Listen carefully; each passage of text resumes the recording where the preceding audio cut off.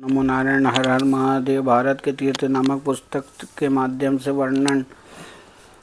देश विदेश में ना तो शिवालयों की कमी है, ना ही शिव भक्तों की। भारत का कोना कोना शिव में है। शिव भक्त के लिए उनके इष्ट भोलेनाथ का हर स्थान श्रद्धा का केंद्र है। यही कारण है कि कश्मीर से कन्याकुमारी तक शिव भक्त जहाँ भी जाते हैं एक नई संस्कृति का परचम फहरा कर लौटते हैं। राष्ट्र के सर्वप्रिय देव भोले बाबा का 15वीं शताब्दी का स्थान पक्का बाग एक ऐसा स्थान है जहाँ पर शिवालय में शिवलिंग उल्टा स्थापित है। इसके उल्टा स्थापित होने के पीछे की कहानी बड़ी ही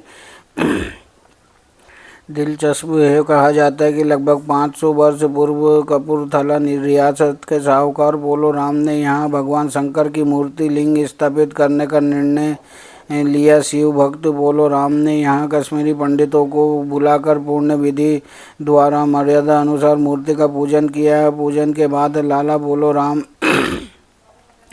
जिन्होंने मूर्ति स्थापना करवाई थी, मिस्त्री को मूर्ति जमीन में गाड़ने की प्रक्रिया समझाकर कश्मीर से आए पंडितों के साथ चले गए। विधाता की इच्छा अनुसार मिस्त्री समझ नहीं पाए कि कौन सा हिस्सा जमीन में गाड़ना है। उसमें अपने दिमाग से यह सोचा कि चौड़ा हिस्सा ऊपर रहे ताकि पूजन के समय भक्तों को मूर्ति के ऊपर पूजन का सामान रखने में आसानी रहे, इसलिए उसने नुकीला हिस्सा जमीन में गाड़ दिया। सायंकाल में जब पोलो राम और पंडित आए तो उन्होंने देखा कि ये सब तो गलत हो गया है। तब पंडितों ने पोलो राम को निर्देश दिया कि वे मूर्ति को सीधा करवाए। हिंदू मान्यता के अनुसार जब भी किसी मूर्ति की स्थापना की जाती है तो पूजन व मंत्रोच्चारण के साथ उसमें प्राण प्रतिष्ठा की जाती है ताकि मूर्ति भक्तों की मनोकामना पूर्ण में समर्थ हो जाए। चूँकि मूर्ति की प्राण प्रतिष्ठा हो चुकी थी इसलिए इसे उखाड़ना संभव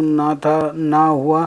मिस्त्री ने पोलो राम के आदेश से उस मूर्ति को उखाड़ने के लिए हथौड़े से प्रथम प्रहार किया तो मूर्ति में से आश्चर्यजनक रूप से जलधारा बह निकली। दूसरा प्रहार से मूर्ति में से दूध की धारा बहने लगी और जैसे ही मिस्त्री ने हथौड़े से तीसरा प्रहार किया तो उसमें से खून की धारा फूट गई। उसी क्षण आकाशवाणी हुई, पोलो राम तुम्हारा सर्वनाश हो जाए। तो मूर्ति से रक्त की धारा बहती देख और आकाशवाणी सुनकर सभी भाग लिए। मूर्ति तब से आज तक उल्टी अवस्था में ही स्थापित है। कहते हैं कि पोलो राम जो कपूरथला रियासत के राजा का साहूकार था, उस घटना के बाद उसके घर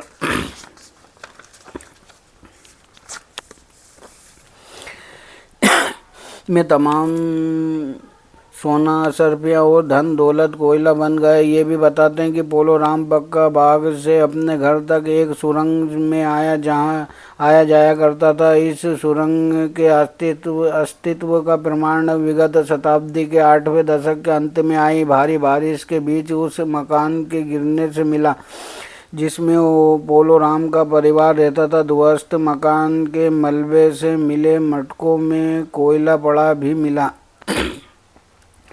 और अटूट आस्था का केंद्र फगवाड़ा स्थित बक्का बाग में स्थित शिव मंदिर में प्रति लोगों में अटूट आस्था। इस भव्य मंदिर में हजारों की गिनती में लोग प्रतिदिन नमन करने के लिए आते हैं। प्रत्येक सोमवार को यहाँ मेले जैसा माहौल होता है। श्रावण मास में यहाँ आने वाले भक्तों की संख्या इतनी अधिक होती है कि लंबी लंबी लाइनें लग जाती हैं।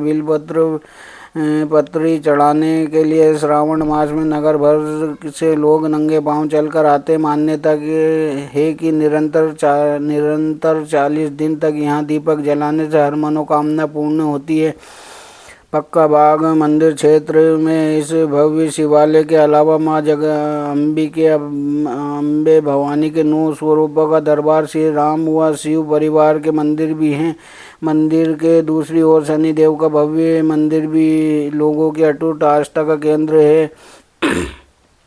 अन्य दर्शनीय स्थल फागवाड़ा नगर में दूसरा बड़ा धार्मिक स्थान श्री हनुमानगढ़ी है, जिसमें 35 फीट ऊंची वीर बजरंगी की विशाल मनोरम मूर्ति है।